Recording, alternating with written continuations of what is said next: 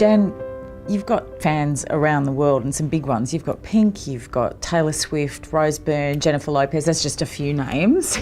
But it's taken 25 years of hard work. Yes, it has. Where did that all start? Where did it begin? Oh gosh, it's a long story actually, but I guess it began when I was a child, when I was a sort of an isolated member of the family. I had an older brother and sister and a younger brother, and I'm sort of 7 years between both of them.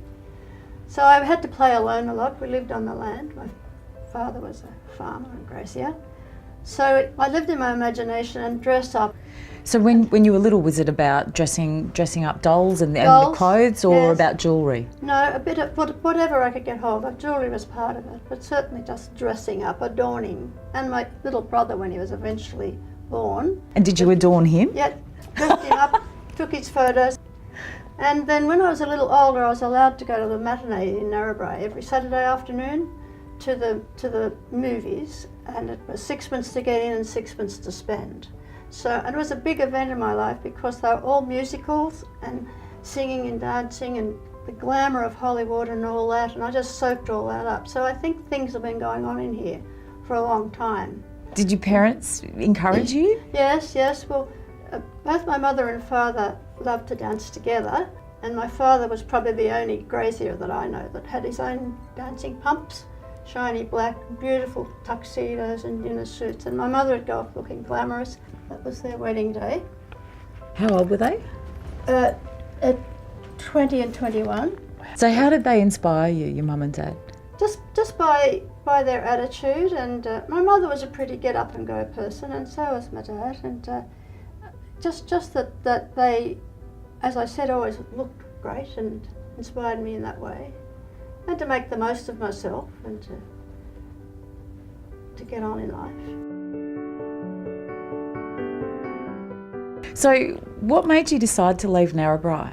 I had started in the jewellery industry in Narrabri, and after Angus, the youngest boy, went to boarding school, I saw an advertisement in the Northwestern Courier for a promotions officer. So for the Narrabri Chamber of Commerce. So the president happened to be the town's main jeweller, so I'm in there. I got the job. It was $1,000 per annum. Per annum? Yep. When was this? Back in the late 70s, early 80s. Wow. I was always in his office, you know, being the president, and playing with the jewellery and suggesting things, and he eventually offered me a partnership, so I bought a 20% shareholding in that business. So what was inspiring you then? Just ideas I'd get from movies, from magazines, from looking at people, and travelling too. That was then that I started buying antique jewellery in London, and pearls and stones in the East. So what prompted the move to build your business into something bigger? Just latent ambition. Yeah, definitely was a drive in me that was definitely, I wanted to do something. Once I'd done all the family things and helped my husband in his farming business. So how old were you by this stage? I think I was in my early 40s then, and then I saw a shop came up in the Royal Arcade in Double Bay. I decided to open when they were having an up and running in Double Bay, they call it. It was a window dressing competition for the racing season. And we got second prize, right? And this brought the press over, standing outside watching and thinking, who is this person? And I heard another retailer say, oh, she's some little girl from the country, she won't last long. Never forget that. Have you seen them since? Oh yes, but it's never been mentioned, no. I assure you. But silently to yourself, do you have a pretty woman moment? Yeah, I enjoyed that. That's fantastic.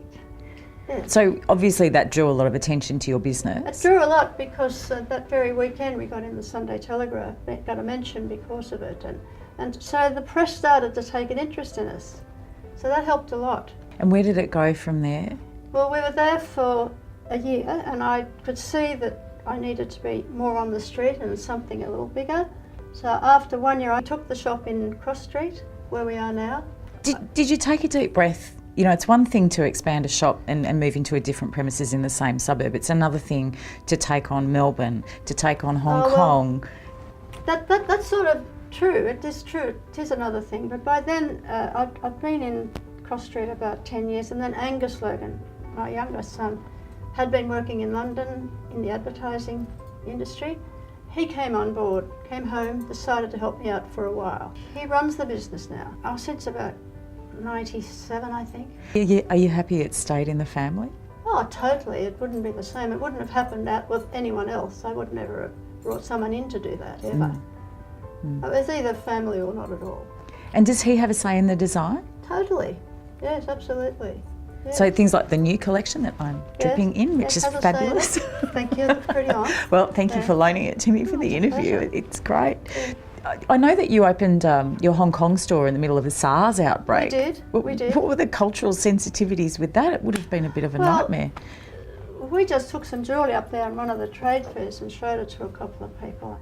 And we were all wearing masks at that stage. So it was just an interesting time and another challenge. Did you think about pulling out because of SARS? No, never, no. No, it just, the opportunity rose and we did it. Is there any particular piece of jewellery that you're wearing now that's inspiring for you? Well, as a matter of fact, there is. This particular ring here has a special meaning for me because this is the Swanson ring that we designed, and it's named after a special client who's been very good to us over the years. And actually Heath Ledger inquired about this particular ring and wanted it for Naomi Watts, and this was the only one, so off the finger it went. Oh, so the only one was on your hand? Yes, and I was very happy for them to have it actually.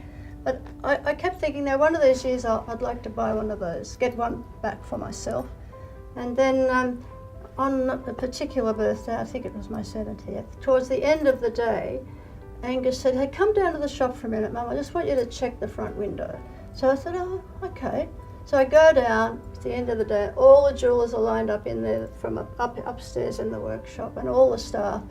And they had this happy birthday, of course, and they had this gift in a box, which was this particular ring, which Angus has engraved with my birth date on it so that I can't give it away. So it's now mine. It's been there ever since.